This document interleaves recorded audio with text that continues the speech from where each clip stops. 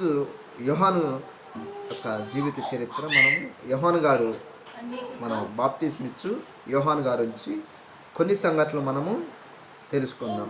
యోహాను సువార్త 1వ అధ్యాయము 6వ వచనంలో ఒక మాట ఉంటుంది. ప్రియ సహోదరి సహోదరులారా,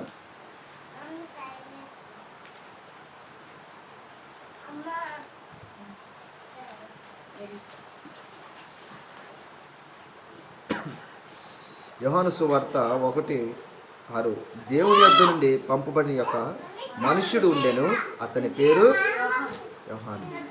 అతని మూలముగా అందరూ ఆ వెలుగును గురించి సాక్ష్యం ఇచ్చుటకు సాక్షిగా వచ్చిన ప్రియ సహోదరి సహోదరులారా, వెలుగు గురించి సాక్ష్యం ఇచ్చాడంట. సాక్ష్యం ఇవ్వడానికి వచ్చాడు. ఎక్కడి నుంచి? దేవుని యొద్ద నుండి, దేవుని దగ్గర నుంచి పంపబడిన ఒక వ్యక్తి ఉన్నాడు. ఆ వ్యక్తి ఆ వెలుగు గురించి సాక్ష్యం ఇవ్వటానికి వచ్చాడు. వెలుగు ఎవరు? వెలుగు యేసు ప్రభు అన్నారు. అందుకే నేనే నిజమైన వెలుగును. ఆ వెలుగు గురించి సాక్ష్యం ఇవ్వటానికి వచ్చి నేనే ఈ భూలోకానికి పంపబడిన వ్యక్తి అంట. ఇలాంటి వ్యక్తి దేనికి భయపడని వ్యక్తి అని చెప్పొచ్చు. ఒక్క మాటలో చెప్పాలంటే ఎవడు మాట వినడు అంటారు చూసినా లోకస్తుల డైలాగు. ఆ డైలాగ్ ఈయనకు వర్తించింది.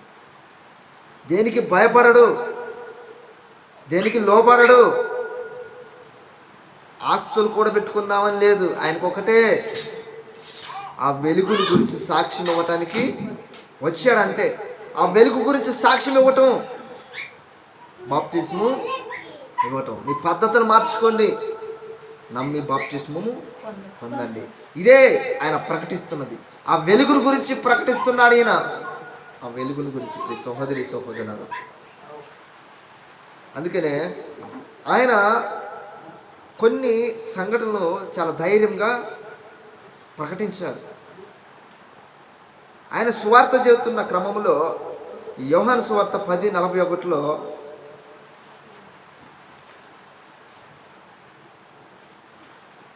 అనేకులు ఆయన ఎదుటకు వచ్చి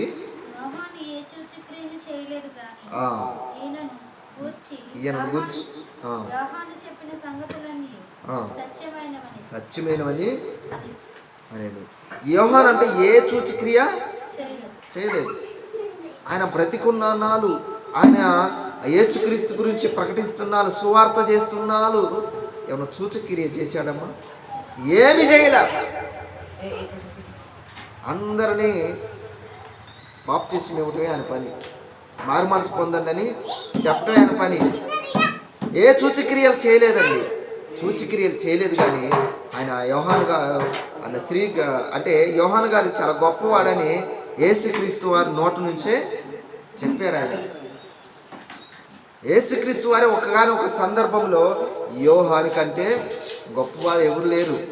ఒకవేళ అతనికంటే ఇంకా తగ్గింపు స్వభావం కలిగి, ఇంకా తగ్గింపు జీవితం కలిగి ఉంటాడు, అల్పులైన వాడు ఎవరు ఉంటాడు, అతనే గొప్పవాడు అని తన జీవితం అంతా తగ్గించుకున్నాడు. యోహాను గారు, ఆయనకి శిష్యులు ఉన్నారు, కానీ విలువైన వస్త్రాలు వేసుకోలేదు. ఒక 10 మంది వెంబడించే శిష్యులు ఉన్నారంటే అతని స్థితి ఎలా ఉంటుంది ఒకసారి ఆలోచించండి. విలువైన వస్త్రాలు వేసుకోవచ్చు, విలువైన ఫుడ్ తినొచ్చు, కానీ ఆయన విలువైన ఫుడ్ తినలేదు, విలువైన వస్త్రాలు వేసుకోలేదు. మరి ఏం చేశాడు?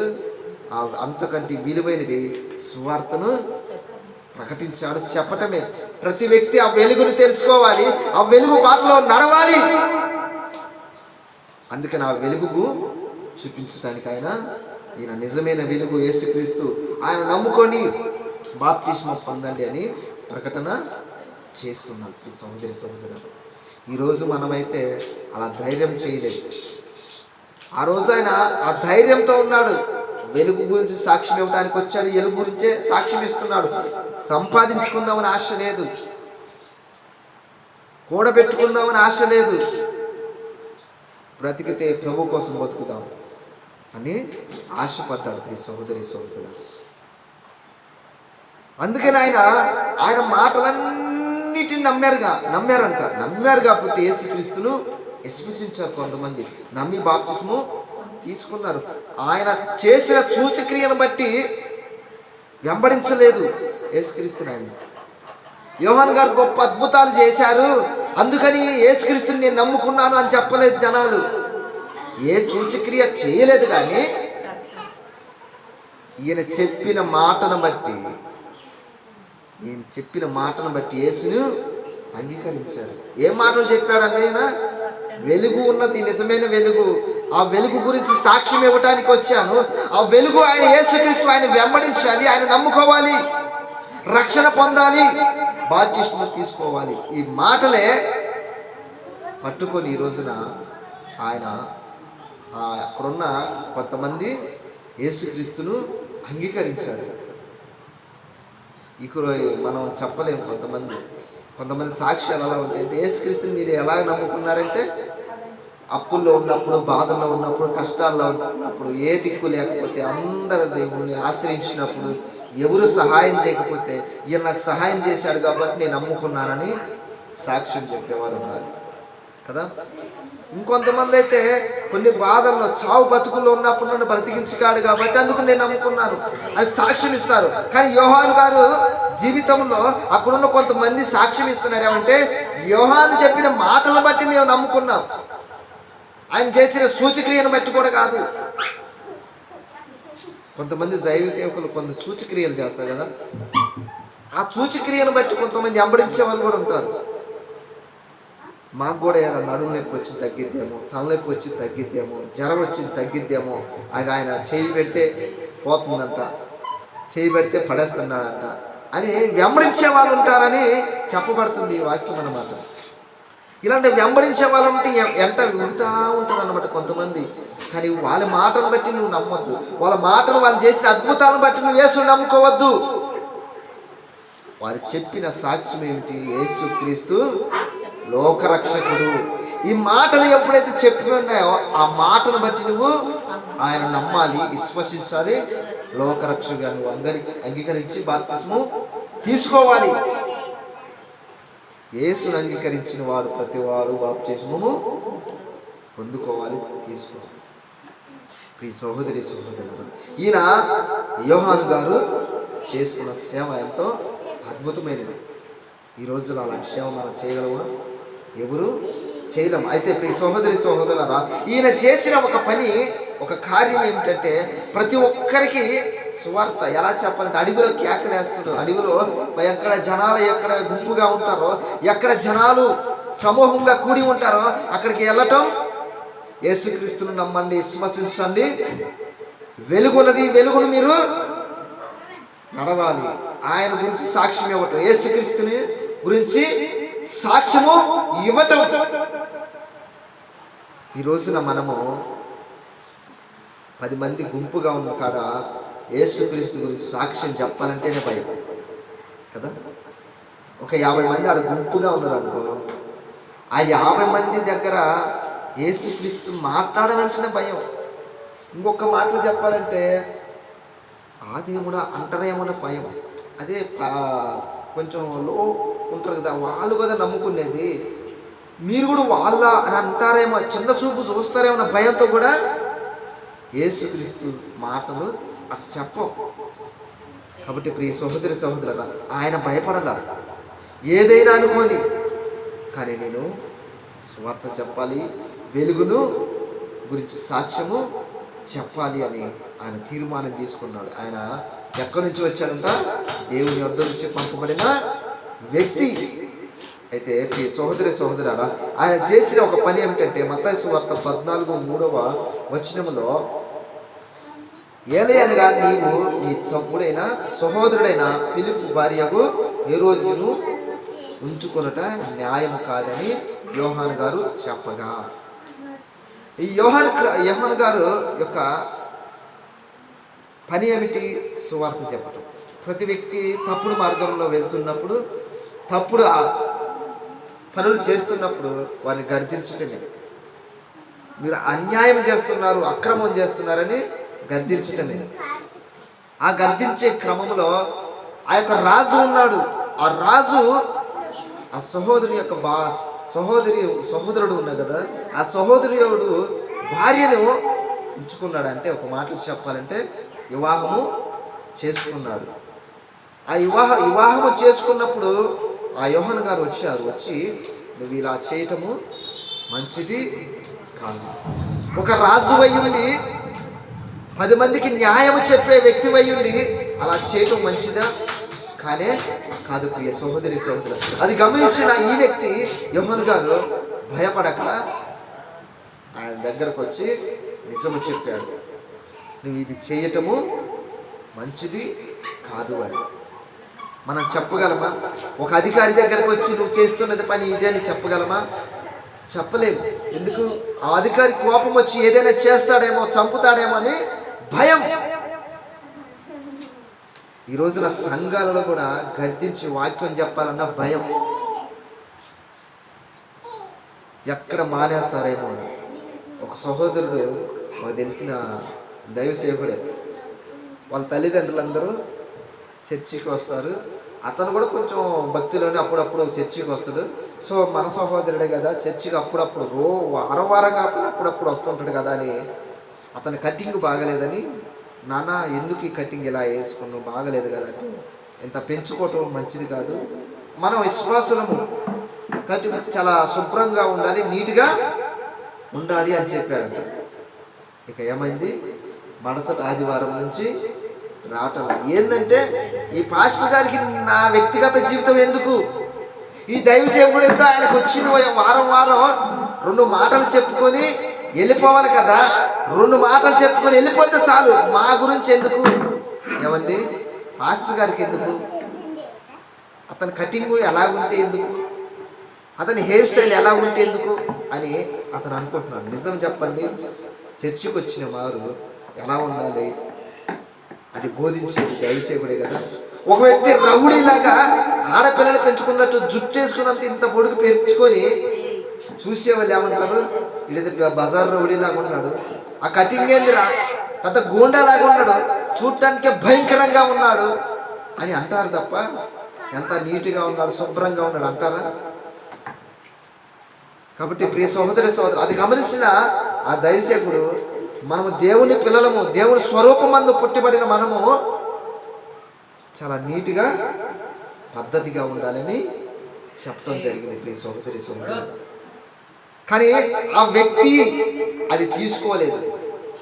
ఆ వ్యక్తి నా మంచి కోసం చెప్పాడు కదా, ఆయన దేవుని యొక్క సువార్త పనిలో ఉన్నాడు కదా, దేవుడే ఇతని ద్వారా మాట్లాడిచ్చాడు కదా అని ఆ మాటలు తీసుకోకుండా ఎవరిని దేవుని మాటను దిక్కపరిచాడు. దేవుని మాటకు చెవి యొక్కకుండా ఎవరిని దేవునికి దూరమై పోతున్నారు. ఈ రోజున చాలామంది దేవుడు చెప్పిన ప్రతి మాటను వినక, శ్రద్ధగా ఆలకించక, వాటిని విడిచిపెట్టక లోకములో కలిసిపోతున్నారు. నా బ్రతుకు నీకెందుకయ్యా, నేను వారం వస్తున్నాను మొక్కుబడిగా, ఏదో 10 రూపాయలు 20 రూపాయలు 100 రూపాయలు కానీ ఎంత చందేస్తాను, నీకెందుకు నా వ్యక్తిగత జీవితాలు, నేను ఎలా ఉంటే నీకెందుకు అని అంటున్నారు తప్ప నీ బ్రతుకు బాగలేదు. ఈ లోకంలో పడి నువ్వు లోకములు ఏ విధంగా జీవిస్తున్నారు లోకస్తులు, ఆ విధంగా నువ్వు జీవిస్తున్నావు. మన ప్రత్యేకించబడిన గుంపు, మన ప్రత్యేకంగా జీవించాలని చెప్తున్న దైవ సేవకులను విడిచిపెట్టి చాలామంది సంఘాలకు దూరమైన వారు ఉన్నారు. వారం నేను చర్చికి వెళ్తుంటే నా వ్యక్తిగత జీవితాలు పాస్టర్ గారికి తెలుస్తున్నాయి. ఎలా తెలుస్తున్నాయి అంటే, ఆయన పాస్టర్ గారు ఉండేది ఇక్కడే ఇదే ఊరిలో, నేను ఉండేది కూడా ఇదే ఊరిలో. ఆయన పేరు నాకు తెలుసు, నా పేరు ఆయనకి తెలుసు, నేను ఉండేది ఎక్కడో తెలుసు, నేను ఎక్కడ తిరిగేది ఆయనకి తెలుసు. కాబట్టి నా వ్యక్తిగత జీవితాల్లో నేను పాపం చేస్తున్నానని నన్ను గద్దిస్తున్నాడు. కాబట్టి సంఘమునకు వెళ్లకుండా ఉంటే నన్ను పట్టించుకోకుండా ఉంటాడని సహోదరులారా దూరపు సంఘాలకు వెళ్ళేవారు ఉన్నారు. సామెత ఉంది కదా, దూరపు కొండలు నునుపు అంటారు. వీళ్ళు నున్నగా గుండు గూసి పంపిస్తారు. సన్నగా ఈ గర్దించే వాక్యం ఉండదు, నువ్వు సరిదిద్దుకునే వాక్యం ఉండదు, నువ్వు మారాలనే వాక్యం ఉండదు. ఒకటే నువ్వు వస్తున్నావు, నీకు ఆశీర్వాదం. నువ్వు వస్తున్నావు, ఆశీర్వాదం. నువ్వు దేవుడికి ఇవ్వు ఆశీర్వాదం. ఆశీర్వాదం, ఆశీర్వాదాలు, ఆశీర్వాదాలు. ఈ ఆశీర్వాదాల పంటలే కోసుకోవాలి. ఇప్పుడు ఆశీర్వాద పంటలేనా మనకి? కొన్ని శ్రమలు మనం బాధ పెట్టినా, కొన్ని శ్రమలను బంధించినా సరే, ఆ శ్రమల వెనుక మనకి కొన్ని విలువైన సమాచారాన్ని మనకి నేర్పుతాడు మన ప్రభు. హల్లెలూయా. దేవుడా మన మహిమ కలుగును గాక. మనకి శ్రమలు వస్తే ఆ శ్రమలు ఎలా ఉంటాయి అంటే, ఇక బంగారం ఉంది కదా, ఆ బంగారం కాల్చినప్పుడు అది ఇంకా ఇంకా ఇంకా ఎంత కాల్చబడితే అంత మేలిమి బంగారంగా అవుతుంది, సువర్ణముగా మార్చబడింది. ప్రతి క్రైస్తవుడు కూడా శ్రమల బాటలో వెళ్తున్నప్పుడు, శ్రమలు వచ్చినప్పుడు బాధపడకూడదు.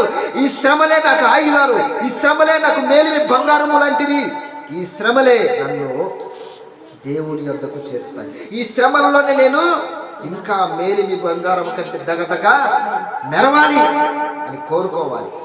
శ్రమలు వస్తే పారిపోతాయి, ఆశీర్వాదాలు వస్తే పరిగెత్తుకుంటూ వస్తున్నాం.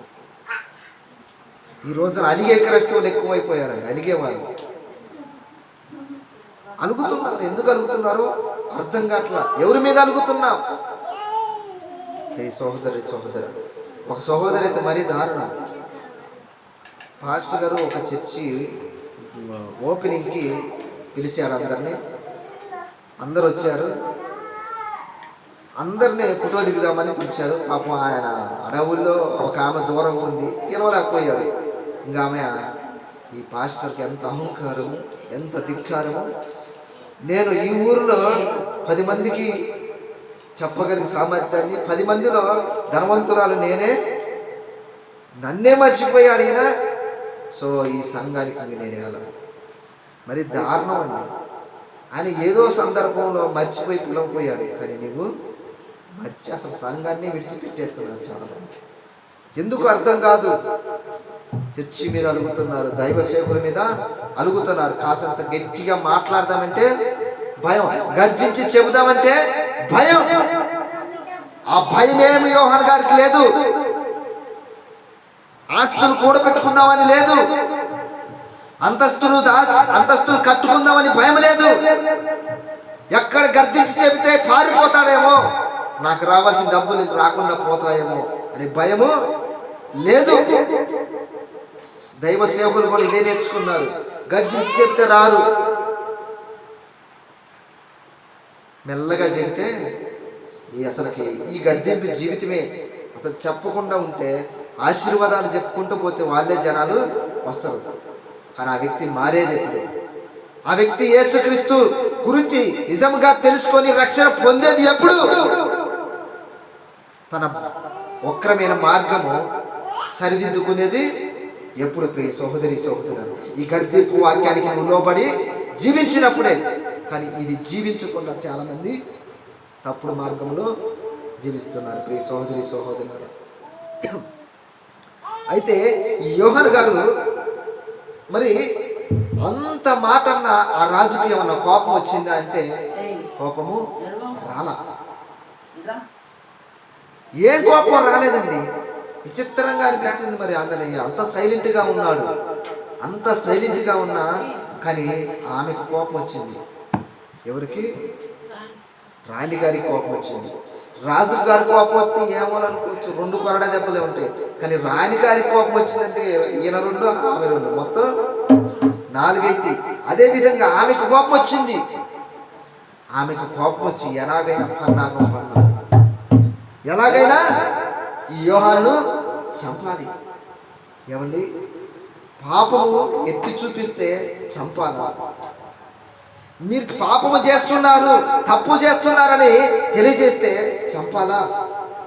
చంపిన ఆ తప్పు దాగిపోతే?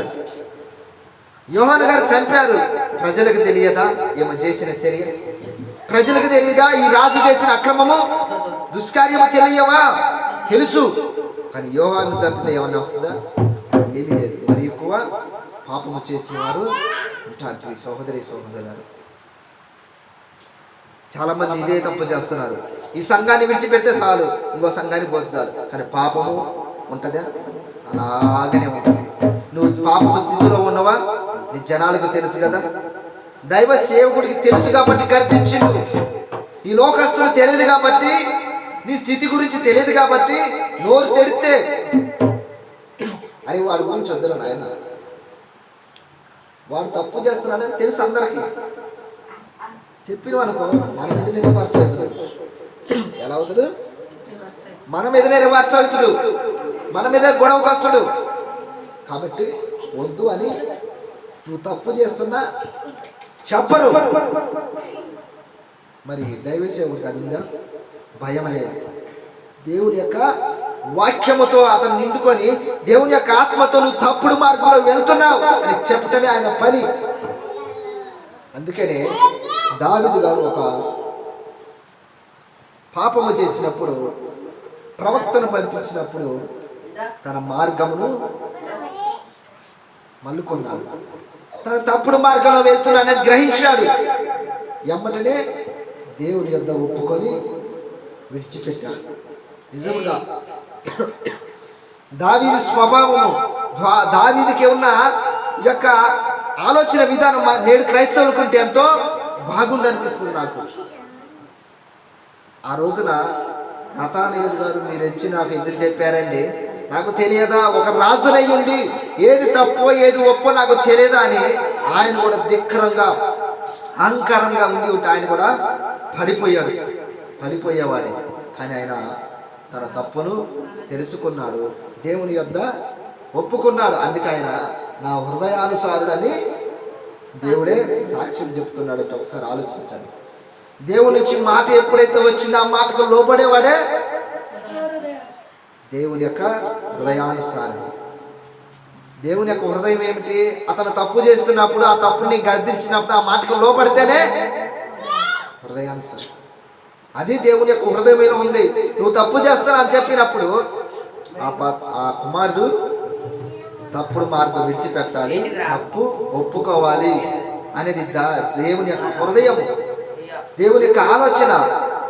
అది గ్రహించిన నీవు ఎమ్మటినే ఈ పని చేస్తే నా హృదయంలో ఉన్నది ఈ కుమారుడు నెరవేర్చాడని, అందుకని నా హృదయానుసారుడని అంటాడు. ఈ సహోదరులారా, అయితే ఈమె ఒక పన్నాగం పనిచేసింది, చంపాలి, ఎలాగైనా చంపాలి. ఎలా ఎలా ఎలా అనుకున్నప్పుడు ఏదో ఒక ఫెస్టివల్ వచ్చింది, ఒక పండగ వచ్చింది, ఒక పబ్బం వచ్చేసింది. ఇక ఎలాగైనా సరే యోహాను గారు అంటూ తొలగించాలనుకున్నారు. అయితే దానికి ఒక పన్నాగం బంధించింది.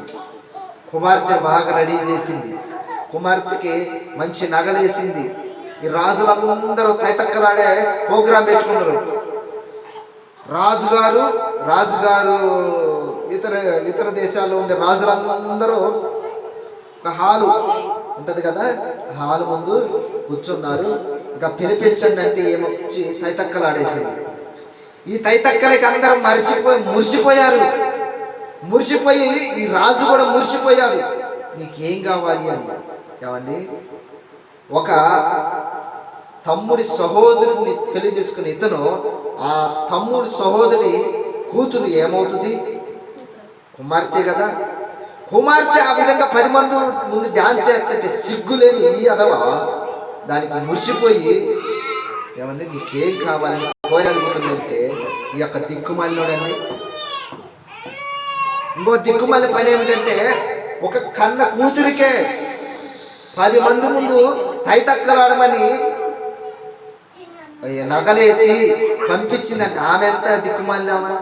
ఈ రోజున ఇలాంటి పలికి మళ్ళీ చాలా మంది ఎక్కువైందండి సోషల్ మీడియా ఎఫెక్ట్. నన్ను అందరూ చాలా మంది చూడాలి, నాకు ఫాలోవర్స్ రావాలి, 1,00,000 మంది చూడాలి, 2 లక్షల మంది చూడాలి అని దిక్కుమల్లి పని ఏం చేస్తున్నారు తెలుసా? ఒక పాట పెట్టుకోవటం, 4 డాన్స్ వేయటం, కనులతో సైకి చేయటం, డాన్స్ చేయటం, తైతక్కలాడటము, ఒళ్ళు మరిచిపోయి డాన్స్ చేస్తున్నారు. అందులో మరి ముఖ్యంగా ఏంటంటే అసలుకి తల్లి కొడుకు డాన్స్ కూడా వేస్తున్నారు. అంటే నేటి సమాజం ఎంత చెడిపోయిందంటే చెప్పడానికి ఉదాహరణ ఇదే. దాన్ని గ్రహించిన కొంతమంది, అమ్మ బొద్దుందా నీకు, నీ వయసు ఎంత, నీ కుమారుడు వయసు ఎంత, నువ్వు చేస్తున్న పని ఏంటంటే సిగ్గులేదు వాళ్ళకి. ఏమండి, సిగ్గులేదు. అయినా వాళ్ళు అంటున్నారు ఏమని, అయినా నా కొడుకు, నా కుమారుడు, నేను నా కుమారుడితో ఎలా తైతక్కలాడితే నీకెందుకు అంటున్నారు తప్ప, ఇది అవును నిజమే కదా, ఇది తప్పు కదా. నా భర్తతో కదా నేను తైతక్కలాడాల్సింది, నా భర్తతో కదా నేను సహజీవనం చేయాల్సింది, ఇది రహస్యమందు చేయాల్సింది కదా. కానీ 10 మంది ముందు ఏదో ఫాలోవర్స్ కోసం 10 మంది చూసి నన్ను మెచ్చుకుంటారని ఆనందంలో ఈ విధంగా చేస్తున్న నా పేరు చెడిపోతుందని ఒక్కరు కూడా ఆలోచించట్లేదు. సహోదరి సహోదరులారా, అందరు నన్ను చూడాలి, అందరు నన్ను ఫాలో అవ్వాలి అనే ఆలోచనే తప్ప మరి ఏ ఆలోచన లేదు. అసలు అందరూ మనం ఫాలో అవ్వాల్సింది యేసుక్రీస్తుని. కానీ మనమేమో నన్ను ఫాలో అవ్వాలి. మనం ఫాలో అవ్వాల్సిందే యేసుక్రీస్తుని. మనకు ఫాలోవర్స్ అవసరం, ఫాలోయింగ్ అవసరం లేదు. ఆయనకుంటే చాలు. మనకి ఏముండాలి? దైవభక్తి ఉంటే చాలు, దేవుని భయం ఉంటే చాలు. ఇక ఎంతకంటే ఎక్కువ అవసరము లేదు. 1,00,000 మంది నాకు ఫాలోవర్స్ గొప్పగా చెప్పుకుంటున్నారు. ఏంటి 1,00,000 మంది ఫాలోవర్స్ ఉన్నా నీ ప్రవర్తన సరిగ్గా లేకపోతే నీ సహోదరి నువ్వు పడదోయబడతావు. నీ ప్రవర్తన సరిగ్గా లేకపోతే నువ్వు నాశనముకు వెళతావు.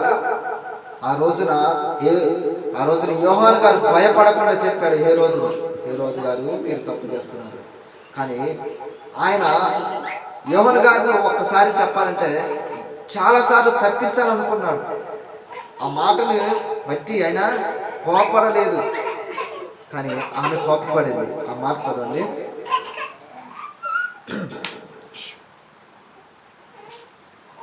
లూకాసు వార్త 3:19లో మనం అనుకుంటాం యోహాను గారు తన తమ్ముడు భార్య ఉంది కదా, ఆమెని పెళ్లి చేసుకోవటం వల్లనే ఆయన కోప్పడది అంటే కాదు. ఇంకా చాలా కార్యాలు చేశాడు కాబట్టే ఇంకా కోప్పడాల్సి వచ్చింది. ప్రియ సహోదరి సహోదరు,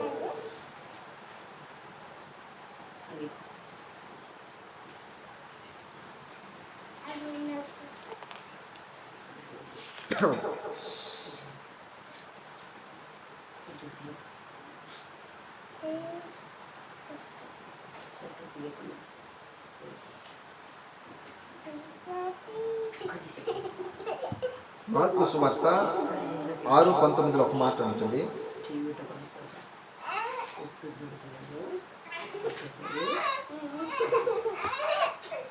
హేరోదు అతని మీద పగబట్టి చంపుకోరు కానీ ఆమె చేత కాకపోయాను అని. ఒక న్యాయవంతుడు నీతిమంతుడైన యోహానుని ఆమె చంపాలనుకుంది. ఆమె చంపి నేను చేసిన పాపాన్ని, నేను చేసిన ఈ యొక్క కార్యం ఏదైతుందో అది ప్రజలందరి ముందు చెప్పేశాడు యోహాను గారు. అతని యొక్క అలవాటు ఏమిటంటే భయం లేకుండా దేవుని వాక్యాన్ని గర్జించి చెప్పేవాడు. అలాంటి సమయంలో ఈ రాజు దగ్గరకు వచ్చి ఈయన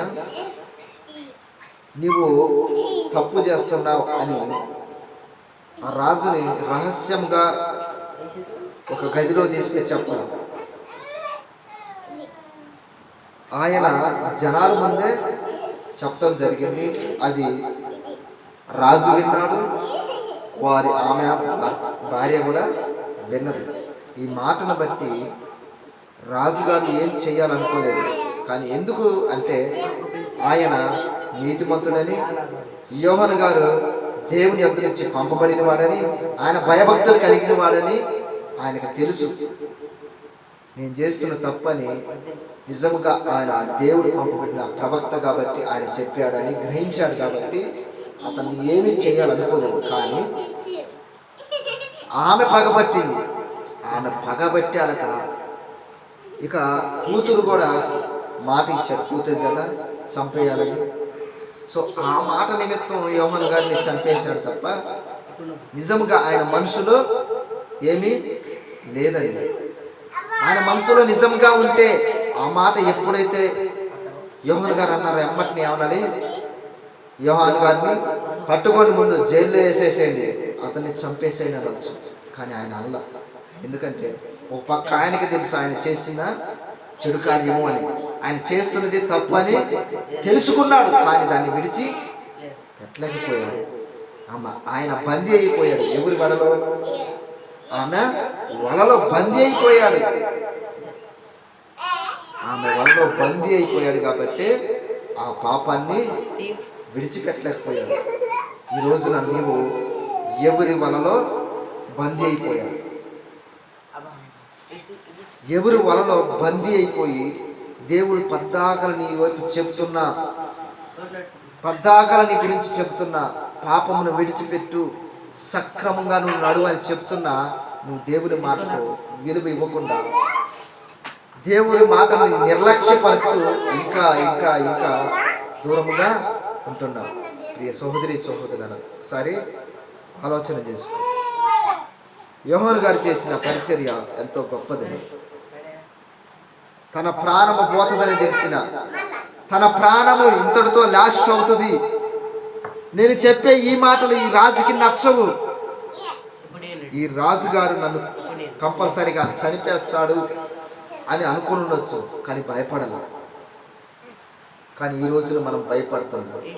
కారణము సువార్త చెప్తే ఎక్కడ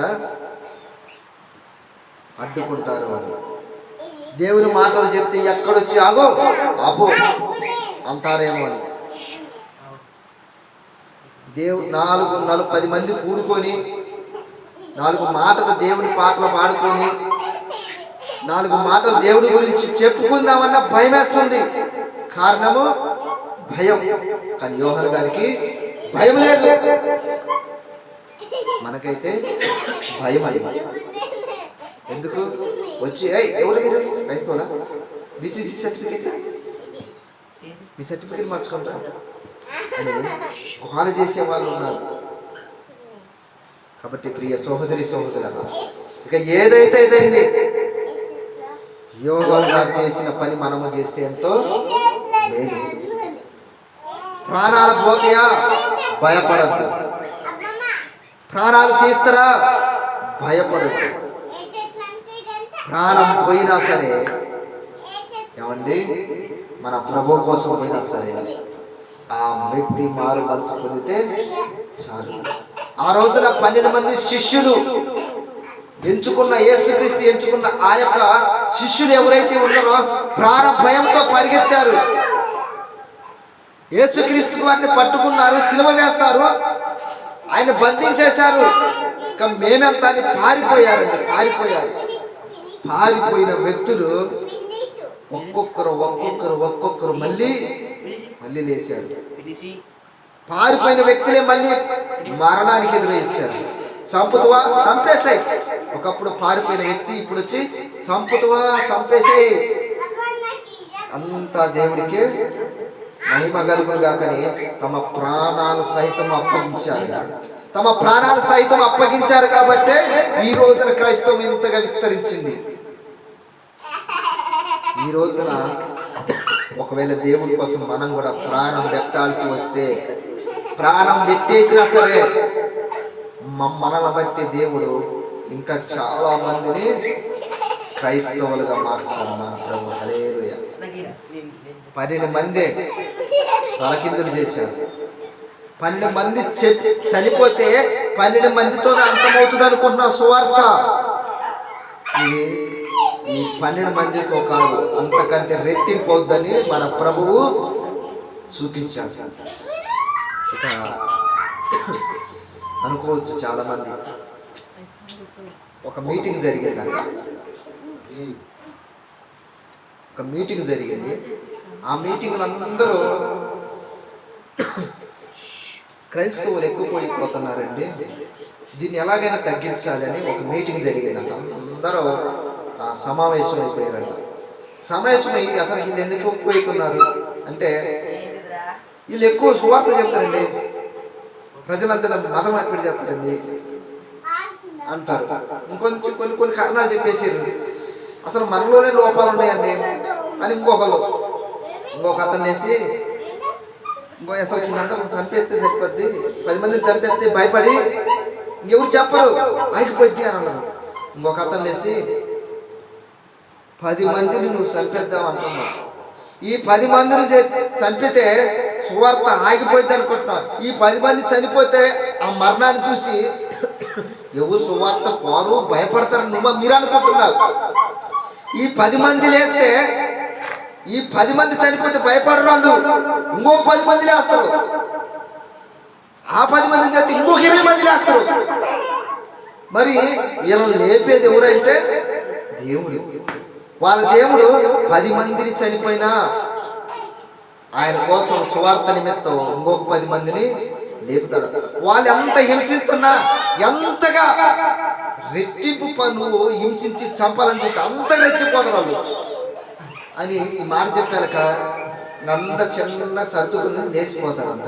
ఎందుకంటే ఇక ఈ సభ వేస్ట్, వాళ్ళు చంపేద్దాం అనుకుంటున్నాం. 10 మందిని చెబితే ఇంకొక 20 మంది లేస్తున్నారు అనుకో. సో ఉన్న వరకు చాలే నాయన, ఉన్న వరకు కాదు, ఈ 10 మందితోనే ఎట్లా వాళ్ళు ఏదో చేసుకొని చాలామంది ఇదే వాళ్ళు హింసిస్తే చాలు ఏదో ఒకటి చేద్దాము అనుకుంటున్న ఆలోచన కలిగి ఉన్నారు. వాళ్ళు అంత హింసిస్తే అంత రెచ్చిపోతున్నారు, ఇంకా అంత రెచ్చిపోతారు. క్రైస్తవులు అంటే ఊరుకుంటున్నారేమో, శ్రమలు వచ్చినాయని, ఏదో రాజు వచ్చిందని, చట్టం చేసినని భయపడే రకాలు కాదు. చాలామంది భయపడతారు. ముందు రోజుల్లో మనకి చాలా కష్టాలు వస్తాయి, ముందు రోజులు చాలా చట్టాలు అవుతాయి. ఎంత చట్టాలు ఇచ్చినా బైబిల్లో రాయబడే చట్టం కంటే పెద్ద చట్టం రాదు. ఏ చట్టము? దానియేలు గారిని వేసి అంత చట్టం రాదు. వచ్చిద్దా? ఎవరిని షడ్రక్ మేషకుని మొక్కకపోతే వేసేస్తాం అగ్ని గుండంలో అని చట్టం వస్తుందా? అంతకంటే చట్టం వస్తుందా? ఒకళ్ళు వచ్చినా దాని సమానంగా ఉండే చట్టం వస్తుంది తప్ప దానికంటే, లేకపోతే 12 మందిని రంపాలతో కోసి చంపారు, అంతకంటే పెద్ద చట్టం వస్తుందా? రాదు. ఎందుకు? మన క్రైస్తవులకు ముందే తెలిసిపోయింది. ఓహో ఆల్రెడీ జరిగేసిన ఆయన ప్రాణాలకు తెగించేసిన మేము ఏదైనా సరే ప్రభు కోసం మేము బ్రతుకుతాం. ప్రతి వ్యక్తి కూడా నరకానికి పోతున్నాడు. ప్రతి వ్యక్తి కూడా మార్గం తప్పి చెడు మార్గంలో పరిగెత్తుతున్నాడు. ప్రతి వ్యక్తి కూడా న్యాయం ఏదో గ్రహించట్లా,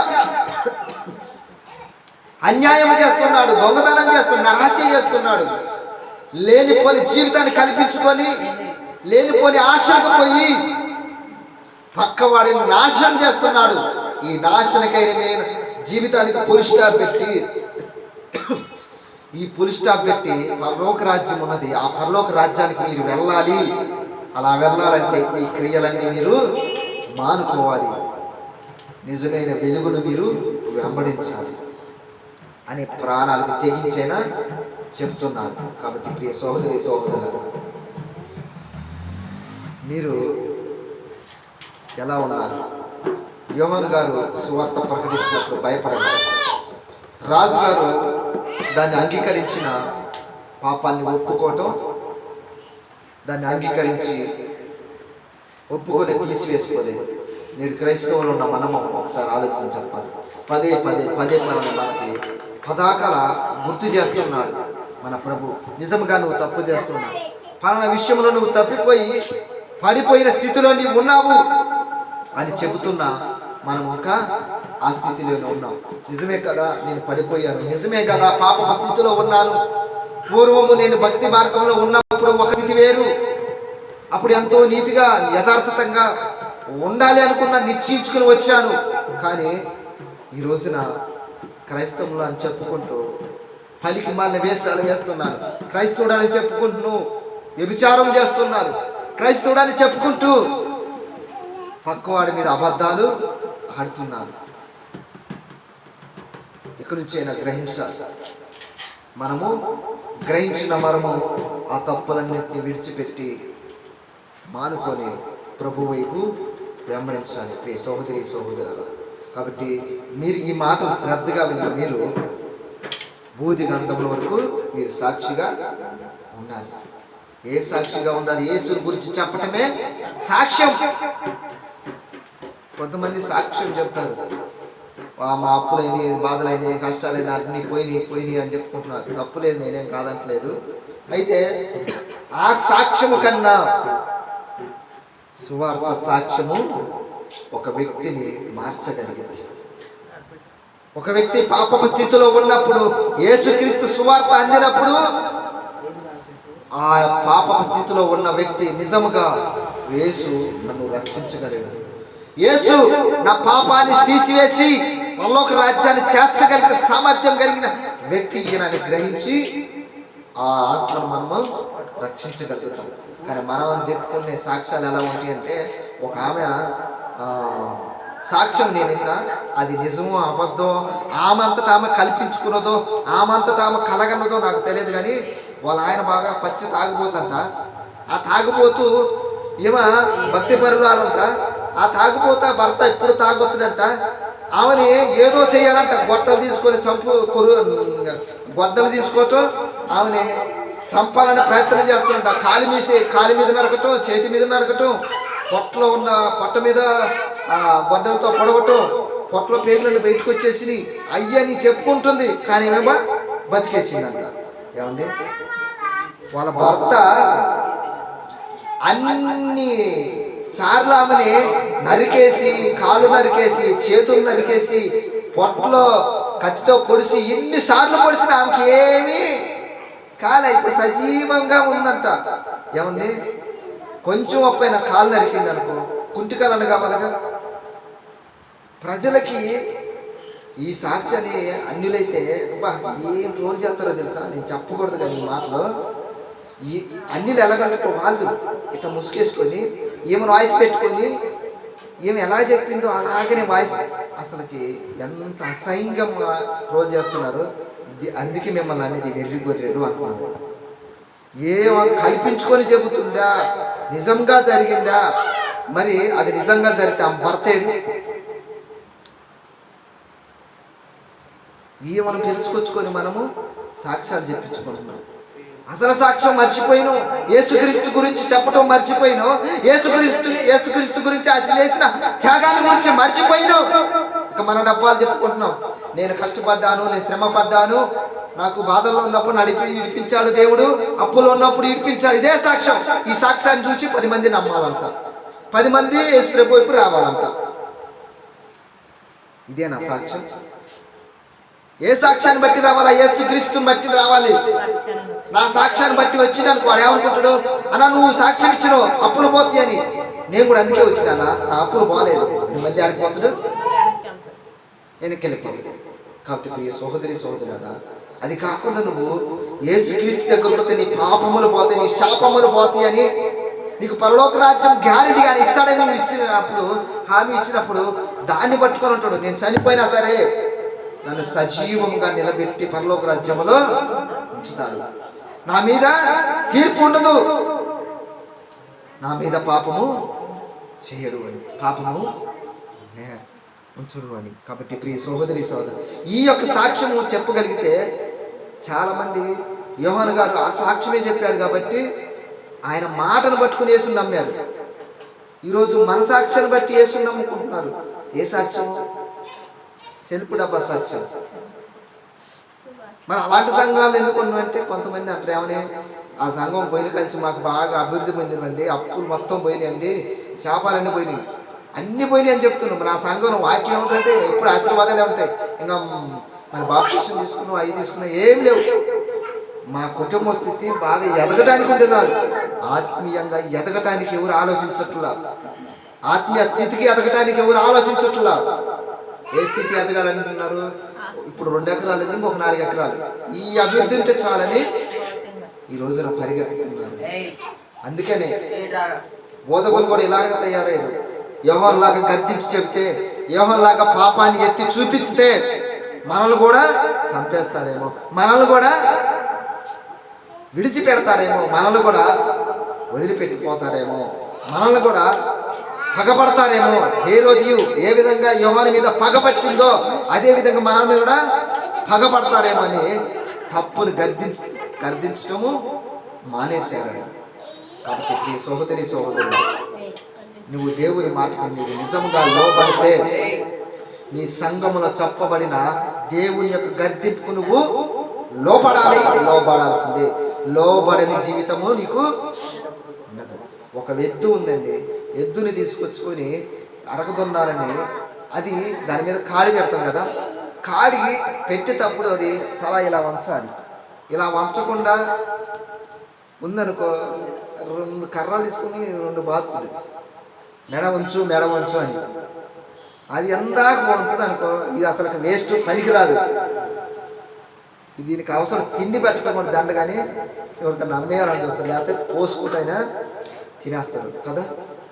కాబట్టి మనం కూడా అంతే, ఆయన చెప్పే మాటలకు మనం లోబడి ఏ విధంగా లోబడతామో, అప్పుడు లోబడినప్పుడే మన ద్వారా గొప్ప కార్యాలు చేయగలుగుతుంది. మన ద్వారా మన కుటుంబం కూడా ఆశీర్వదించబడుతుంది. మన ద్వారా కూడా అనేక మంది యేసుక్రీస్తుని నమ్ముకుంటారు, విశ్వసిస్తారు. కానీ మనమే మన సాక్ష్యమే సెల్ఫ్ డబ్బా కొట్టుకుంటే వారు పరలోక రాజ్యానికి వెళతారా వెళ్ళరని గ్యారెంటీ లేదు. కాబట్టి ప్రియ సహోదరి సహోదరులారా, ఈ మాటలు విన్నా మీరు ప్రతి ఒక్కరూ గ్రహించి మీరు ఎలా జీవిస్తున్నారు, దేవుని మాటకు లోపడేవారిగా ఉన్నారా, దేవుని మాటకు విలువిచ్చేవారిగా ఉన్నారా, దేవుని మాటకు మీరు విధేయులై ఉన్నారా లేదు. కాబట్టి ప్రియ సహోదరి సహోదరులారా, దావీదు గారు దేవుని మాటకు విధేయులు ఉన్నారు. విధేయులై ఆయన చెప్పిన మాటను అంగీకరించాడు. నిజం, నేను తప్పు చేశాను, నేను పాపము చేశానని గ్రహించి దాన్ని విడిచిపెట్టారు. మీరు కూడా ఏ స్థితిలో పడిపోయి ఉన్నారో, ఏ స్థితిలో మీరు దిగజారిపోయి ఉన్నారో, ఏ స్థితిలో ఉన్నారో నాకు తెలియదు, కానీ మన ప్రభువుకు తెలుసు. సమస్తం ఎరిగిన దేవుడు ఆయన మీ మాటను బట్టి మాట్లాడుతున్నారు. సహోదరి, నువ్వు ఏ విషయంలో పడిపోయా ఒక్కసారి సరిదిద్దు, ఇది న్యాయము కాదు అని మాట్లాడినప్పుడు దానిని మీరు విడిచిపెట్టాల్సిందిగా ప్రభువుక నీకు మాటలు చెబుతూ నన్ను నేను హెచ్చరించుకున్నాను. చెప్పేవాడినే కాదు, నాకు కూడా ఈ మాటలు వర్తిస్తాయి. దేవుడి నామానికి మహిమ కలుగును గాక. దేవుడు ఇచ్చిన మాటలు దేవుడు ఇచ్చి బలపరచును గాక.